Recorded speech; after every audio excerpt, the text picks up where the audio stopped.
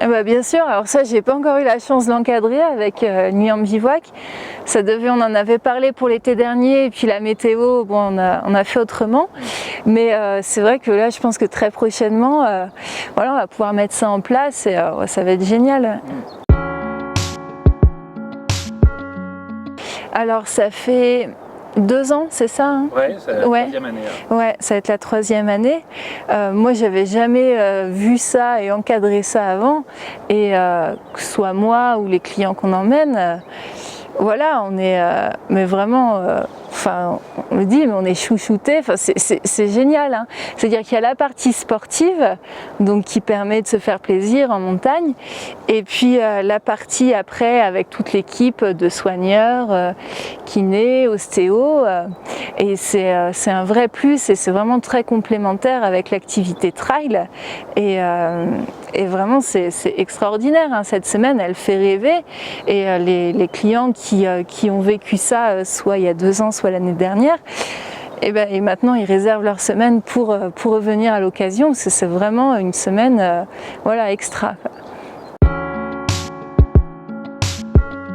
J'ai eu les 2 types de publics, donc il y a ceux qui sont déjà inscrits sur le trail pour le week-end, qui vont vraiment sélectionner 1 ou 2 sorties pour repérer certains passages ou des fois s'ils ont des appréhensions sur une partie du tracé, ils vont venir sur ces demi-journées précisément. Après, ceux qui courent le trail en général, ils vont se préserver un peu. Hein. On ne va pas les voir toute la semaine. Puis il y en a d'autres à l'inverse qui sont là pour se faire plaisir et qui ne courent pas forcément le week-end avec un dossard. Et ceux-là, je peux les avoir tous les jours et sur les matinées, les journées, voire même les soirées. Et puis qui profitent après du week-end autrement, soit en tant que bénévole, soit pour profiter de l'événement aussi en tant que spectateur. C'est vrai que quand on n'a pas l'habitude, les bâtons, c'est pas toujours très parlant. Donc on va montrer différentes techniques pour les utiliser ou pas. Hein. Il y en a qui sont plus à l'aise sans les bâtons. Et on marche aussi d'une certaine façon à la montée si on veut s'économiser.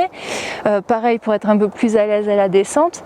Et puis je pense aussi il y a un apport. Alors ça, les gens n'ont pas forcément conscience, mais pour toute la gestion de l'effort, l'alimentation, pas s'enflammer au début parce que c'est des terrains qui sont exigeants et on en voit beaucoup qui n'ont pas l'habitude, qui vont partir comme s'ils couraient à plat et puis au bout de 2 heures, 3 heures de sortie, là ça commence à être difficile. Donc ça c'est vraiment des notions où voilà, on va aider les trailers à bien gérer leur effort et sur un parcours comme le trail du Galibier à pouvoir tenir le plus longtemps possible en étant bien. Quoi.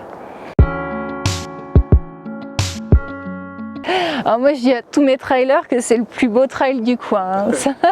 Et c'est pas parce que je suis d'ici, mais vraiment je trouve qu'on a un terrain et une diversité là des épreuves où c'est quand même super.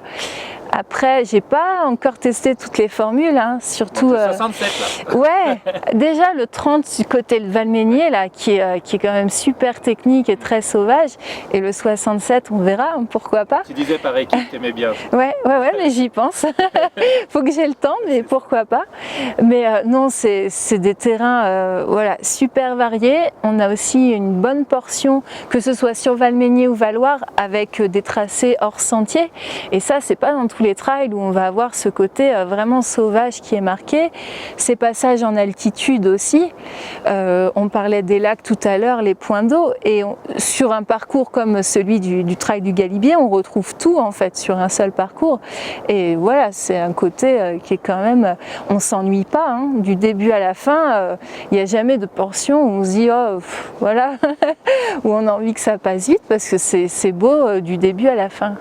On s'ennuie pas, voilà, on s'ennuie pas et puis il n'y a pas de portion avec des grandes pistes. Enfin, au maximum, c'est du petit single. voir carrément du hors-sentier, des passages de crête, le passage au col du Galibier est quand même aussi super là-haut.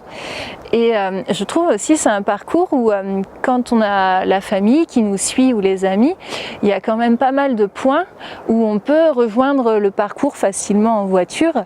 Et ça c'est pareil en fait, c'est pas dans tous les trails qu'on voit ça. Et pour les personnes qui suivent, c'est aussi très intéressant en fait, hein. On peut vraiment suivre la personne du début à la fin.